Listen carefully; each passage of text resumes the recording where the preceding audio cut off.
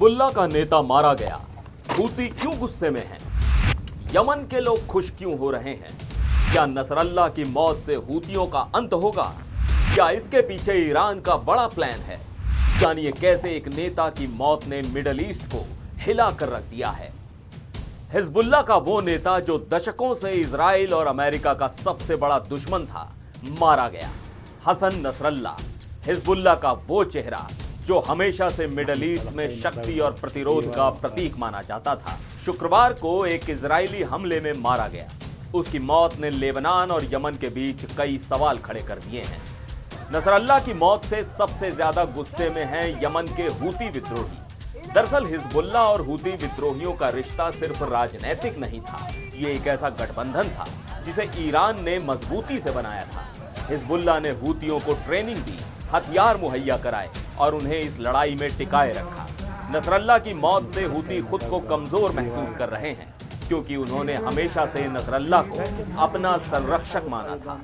लेकिन जहां हूती बदला लेने की बात कर रहे हैं, वहीं यमन के कई लोग इस खबर से खुश हैं। यमन में नसरल्लाह की मौत का जश्न मनाया जा रहा है। लोगों का कहना है कि अगर हिजबुल्लाह ने हूती विद्रोहियों की मदद नहीं की होती तो यमन का गृह युद्ध इतना लंबा न चलता।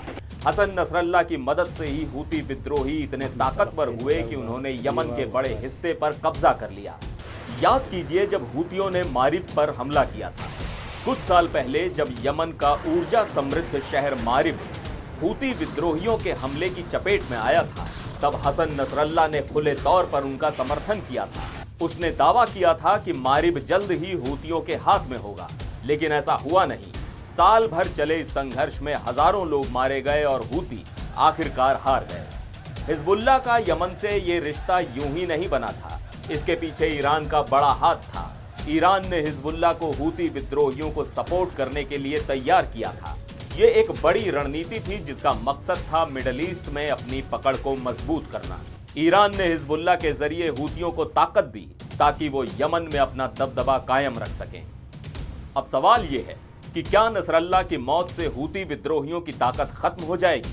नसरल्लाह की मौत ने यमन के हूतियों को एक बड़ा झटका दिया है, लेकिन इसका मतलब ये नहीं कि वो अब कमजोर हो जाएंगे।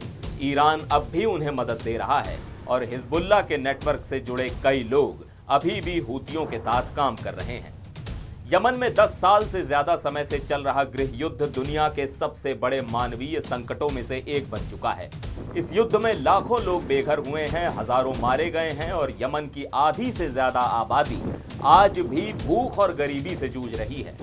नसरल्लाह और हूती विद्रोहियों का गठबंधन इस युद्ध को और लंबा खींचने के लिए जिम्मेदार माना जाता है। लेकिन अब सवाल ये है कि क्या नसरल्लाह की मौत से मिडल ईस्ट में बदलाव आएगा? यमन के लोग उम्मीद कर रहे हैं कि इस मौत से अंतर्राष्ट्रीय समुदाय का ध्यान फिर से यमन की ओर जाएगा और हूती विद्रोहियों के खिलाफ सख्त कदम उठाए जाएंगे। तो क्या हिजबुल्लाह के बाद अब हूतियों का भी अंत होगा या फिर ईरान कोई और चाल चलने की तैयारी कर रहा है? आगे क्या होगा ये देखने के लिए हमें इंतजार करना होगा। लेकिन इतना तय है कि हसन नसरल्लाह की मौत सिर्फ हिजबुल्लाह के एक नेता की मौत नहीं है, ये मिडल ईस्ट की राजनीति में एक बड़ा मोड़ है और इसका असर यमन के हूती विद्रोहियों और मिडल ईस्ट की जियोपॉलिटिक्स पर गहरा हो सकता है।